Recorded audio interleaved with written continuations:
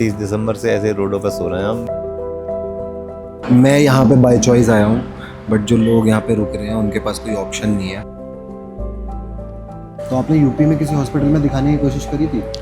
UP में कोई व्यवस्था ऐसी खास नहीं है अपने यहाँ।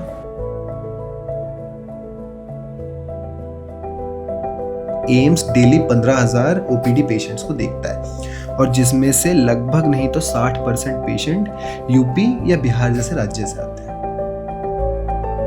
अभी नहाना धोना कहाँ होता है? कहीं नहीं होता। 8 दिन हो गए, 8 दिन से ऐसे ही है भाई। 8 दिन हो गए ऐसे नहाने की कोई व्यवस्था नहीं है। 2 महीने तक यहीं रोडों पर ही सोना, और क्या करेंगे, कोई व्यवस्था है नहीं हमारे पास।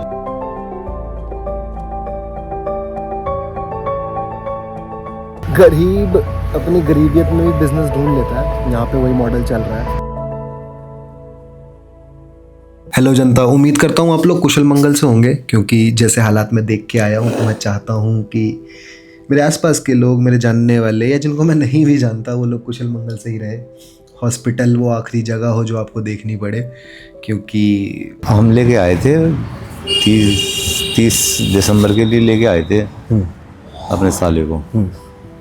यहाँ पे एम्स में भर्ती करा दिया, इमरजेंसी में। इमरजेंसी में भर्ती करा दिया, लेकिन अंदर होता क्या है एम्स के अंदर, जैसे कि एक व्यक्ति को रुकने देते हैं, बाकी 2-3 जो व्यक्ति होते हैं उन्हें अंदर से भगा देते हैं। द ट्रिब्यून इंडिया को दिए हुए एक इंटरव्यू में डॉक्टर निरुपम मदन ये कहते हैं कि एम्स डेली 15,000 ओपीडी पेशेंट्स को देखता है और जिसमें से लगभग नहीं तो 60% पेशेंट यूपी या बिहार जैसे राज्य से आते हैं। आप कहाँ से आए हैं? हम यूपी से आए भाई। यूपी में कहाँ से? यूपी डिस्ट्रिक्ट बदायूं से आए हैं। आपको इलाज किस चीज़ का कराना है? इलाज कैंसर का है, कैंसर हो गया। हाँ। और कितना टाइम बोला डॉक्टर ने, मतलब कुछ टाइम? डॉक्टर बोल रहा है कम से कम या नहीं 2 महीने लग जाएंगे कम से कम। 2 महीने लग जाएंगे। 2 महीने लग इलाज चलेगा। तो 2 महीने तक आपको ऐसे 2 महीने तक यहीं रोडों पर ही सोना, और क्या करेंगे, कोई व्यवस्था है नहीं हमारे पास भाई। गरीब आदमी कहाँ से क्या व्यवस्था करेगा? ऐसे काम क्या करता है? हम तो खेती बाड़ी करते हैं भाई। खेती बाड़ी यूपी में ही है क्या? और वहाँ पे ऐसा कोई हॉस्पिटल नहीं है जो इलाज? ऐसा कोई हॉस्पिटल नहीं है, वहाँ इलाज भी कोई खास नहीं है, और खास है तो लोगों के लिए भाई पैसा चाहिए। फिर ये गलती तो वहाँ की सरकार की हुई ना कि वहाँ पे ऐसे हॉस्पिटल। सरकार भी बेचारी क्या करे।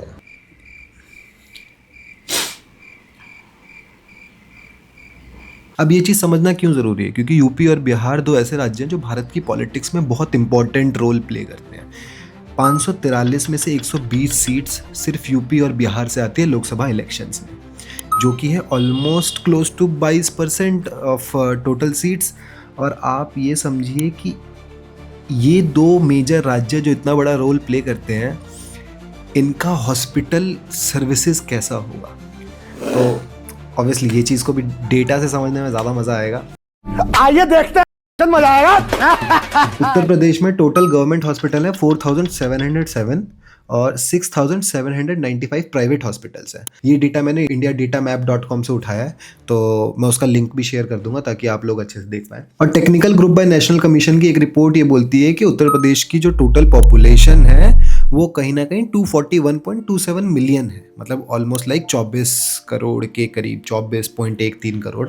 तो अगर एक हॉस्पिटल की हम बात करें तो 51,270 लोगों पे सिर्फ एक गवर्नमेंट हॉस्पिटल है, और यही अगर हम प्राइवेट हॉस्पिटल की देखें तो वो 35,500 है। अब सेम डेटा हम बिहार के लिए कंपेयर करेंगे। बिहार में 1,305 गवर्नमेंट हॉस्पिटल है और 1,580 प्राइवेट हॉस्पिटल्स हैं। अब बिहार का जो टोटल पॉपुलेशन है वो है करीब 131.04 मिलियन, जो कि है ऑलमोस्ट लाइक 13.04 करोड़ लोग। इसमें अगर हम डिवाइड करने जाएं तो एक गवर्नमेंट हॉस्पिटल बिहार में केटर करता है लगभग 1,04,000 लोगों को, और एक प्राइवेट हॉस्पिटल केटर करता है 82,950 लोगों को। तो आपने यूपी में किसी हॉस्पिटल में दिखाने की कोशिश करी थी?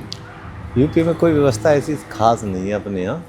अच्छा, आपके साइड पे इतना नहीं है? हाँ, दिखाया था, प्राइवेट में दिखाया, लेकिन कोई गरीब आदमी के पास पैसे नहीं होते। एम्स में जुगाड़बाजी करके भर्ती करा दिया। अगर प्राइवेट हॉस्पिटल से कराते तो कितना खर्चा आता आपका? प्राइवेट हॉस्पिटल से कम से कम 20 लाख रुपए का खर्चा आता है। और यहाँ पे कितना खर्चा हो रहा है आपका? यहाँ पे तो कोई खर्चा नहीं है, मतलब सब कुछ फ्री है। सब कुछ फ्री है। जैसे कोई रसीद फसीद कटनी है 100-200-500 रुपए की, 700 रुपए की, तो हाँ वो रसीद कटनी है, सरकारी जो खर्चा होता है वो। Right now to sit on this side of camera feels like a privilege to me, क्योंकि जब मैं दूसरी साइड देखता हूँ तो मेरे को बस यही दिखता है कि मैं यहाँ पे बाय चॉइस आया हूँ, बट जो लोग यहाँ पे रुक रहे हैं उनके पास कोई ऑप्शन नहीं है। तो अभी कैसे चल रहा है आपका, मतलब पूरा दिन कैसा जाता है? दिन क्या जाता है, दिन में जैसे वहाँ से कोई हो जाता है कि लो भाई ये सैंपल है, इसकी जांच फलाई जगह होगी तो वहाँ ले जाके दे देते हैं, और जांच करा करके वहाँ दे देते हैं डॉक्टर के लिए, और वो महिला बेचारी उन्हें देखती रहती है। हॉस्पिटल के अंदर कैसा है? हॉस्पिटल के अंदर तो सही व्यवस्था है, मतलब हॉस्पिटल हाँ, तो ठीक है। हाँ हॉस्पिटल के अंदर तो डॉक्टर इतने बढ़िया हैं, अपनों की तरह इलाज करते हैं, जैसे किसी अपने का इलाज कर रहे हैं इस तरह से इलाज करते हैं, और व्यवस्था भी बढ़िया है एम्स की। इतनी सफदरजंग के अंदर तो बहुत गंदगी है, एम्स के अंदर कोई गंदगी नहीं है, मतलब साफ सुथरा रहता है, और बहुत ही बढ़िया व्यवस्था है। अब पॉइंट ये है कि उत्तर प्रदेश और बिहार बाकी राज्यों से कितना पीछे हैं। मेन कोशिश यही समझने की है, क्योंकि सबसे पहला टारगेट इस वीडियो का यही था कि मैं किसी भी हॉस्पिटल को टारगेट नहीं करना चाहता था कि वो ख़राब सर्विस दे रहे हैं या उनकी वजह से लोगों को बाहर सोना पड़ रहा है।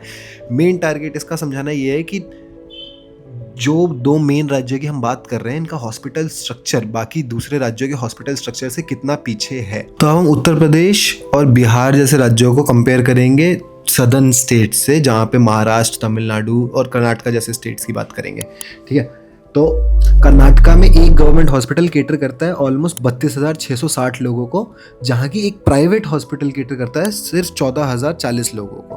अब क्योंकि कर्नाटका, तमिलनाडु और महाराष्ट्र जैसे स्टेट्स जो हैं, इनका बाइंग कैपेसिटी थोड़ा ज़्यादा है, तो they can still prefer to go to private hospitals, और इसलिए वो मार्केट थोड़ा ल्यूक्रेटिव हो जाता है, जिससे प्राइवेट हॉस्पिटल ज़्यादा खुलते हैं उस एरिया में। तमिलनाडु 35,020 लोगों को केटर करता है और महाराष्ट्र 45,470 लोगों को केटर करता है in terms of government hospital. अगर हम यही प्राइवेट हॉस्पिटल पे समझना चाहें तो कर्नाटका केटर कर रहा है 14,040 लोगों को, तमिलनाडु केटर कर रहा है 17,160 लोगों को, और महाराष्ट्र केटर कर रहा है 19,800 लोगों को। तो कभी ऐसा लगता नहीं है कि अगर यूपी में ऐसा हॉस्पिटल होता तो आना नहीं चलता? अरे यूपी में तो होता, क्या करें, वैसे उम्मीद तो है कि ऐसा एक हॉस्पिटल बनेगा।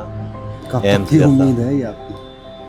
अब देखो भाई, सरकारें किसकी सरकार में बनता है उसी सरकार की बल्ले बल्ले होगी भाई। वैसे सभी सरकारें बढ़िया हैं। लखनऊ तो काफ़ी डेवलप हो गया है फिर भी, मतलब हाँ, वैसे हमारा उत्तर प्रदेश एक उत्तम प्रदेश है और बढ़िया प्रदेश है और सक्षम प्रदेश है अपने में, लेकिन क्या है, व्यवस्था सही नहीं है। अब इसके साथ साथ हम इस बात पे भी डिबेट कर सकते हैं कि भाई ये तो नंबर ऑफ़ हॉस्पिटल्स है, नंबर ऑफ़ हॉस्पिटल से तो कुछ फ़र्क नहीं पड़ता, क्योंकि एक हॉस्पिटल में अलग अलग बेड काउंट भी होता है।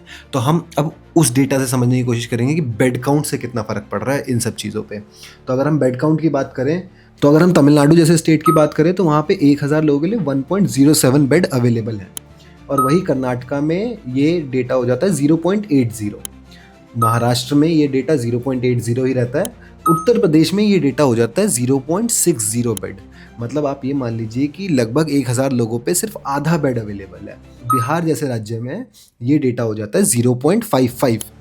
मतलब आप ये समझने की कोशिश करिए कि बिहार जैसे राज्य में 1,000 लोगों पे सिर्फ 0.55 बेड अवेलेबल है। तो अगर 1,000 में से 2 लोग भी बीमार हो गए तो उनमें से किसी एक को बिना बेड के काम चलाना पड़ेगा। तो अब हम डॉक्टर्स की बात कर लेते हैं कि एक स्टेट में एक डॉक्टर को ऑलमोस्ट कितने पेशेंट्स को केटर करना पड़ेगा। तो कर्नाटका की बात करें तो 457 लोगों पे एक डॉक्टर अवेलेबल है, तमिलनाडु की बात करें तो 495 लोगों पे एक डॉक्टर अवेलेबल है, और वहीं महाराष्ट्र में लगभग 600 लोगों पे एक डॉक्टर अवेलेबल है। अब यही अगर हम बिहार की बात करें तो बिहार में 2,000 लोगों पे एक डॉक्टर अवेलेबल है, और उत्तर प्रदेश में ऑलमोस्ट 2,300 लोगों पे सिर्फ एक डॉक्टर अवेलेबल है। ठंड में इतनी दिक्कत हो रही है कि आदमी नहाने तक के लिए परेशान है यहाँ पर। अभी नहाना धोना कहाँ होता है? कहीं नहीं होता, 8 दिन हो गए, 8 दिन से ऐसे ही है भाई। देख नहीं रहे पैन से इतनी खुजली पड़ रही है शरीर में। तो मतलब जैसे यहाँ आसपास कहीं वैसा कुछ नहीं है कि ऐसे कहाँ है यहाँ, कहाँ कोई व्यवस्था ना ऐसी। जब मैं ये कहता हूँ कि दुनिया में सारे लोग ख़राब नहीं है, तो उसका एक रीज़न ये भी होता है कि जो मैं आज यहाँ पे देख पा रहा हूँ, एम्स में काफ़ी सारी फैमिलीज़ या फिर प्रोबेबली प्रिविलेज्ड लोग आते हैं और वो कंबल डिस्ट्रीब्यूट करते हैं, खाना डिस्ट्रीब्यूट करते हैं, जिसकी वजह से इतने सारे लोग यहाँ पे रुक पा रहे हैं टेक्निकली। इतने यहाँ पे भंडारे करने वाले लोग आते हैं बेचारे। अच्छा, हाँ, कोई व्यक्ति भूखा नहीं रहता है यहाँ पे। खाना कंबल वगैरह का सुविधा तो लोग ही कर रहे हैं। अरे व्यवस्था ये यहाँ की, दिल्ली के लोग इतने भले लोग हैं भाई कि बाहर के लोग हैं, इन्हें भूखा नहीं मरने दे रहे हैं यहाँ पर। जिसके पास कंबल नहीं है उसे कंबल दे के जा रहे हैं, जिसके पास सूटर नहीं है, जर्सी नहीं है, उसे जर्सी दे रहे हैं, जिसके पास टोपा ना है उसे टोपा दे रहे हैं। देखो कितनी बढ़िया व्यवस्था कर रखी है। हाँ, मतलब वो लोगों की वजह से चल रहा है ये। अच्छे लोगों की वजह से। अच्छे लोगों की वजह से चल रहा है। अरे अच्छे लोगों की वजह से ये दुनिया चल रही है मेरे भाई।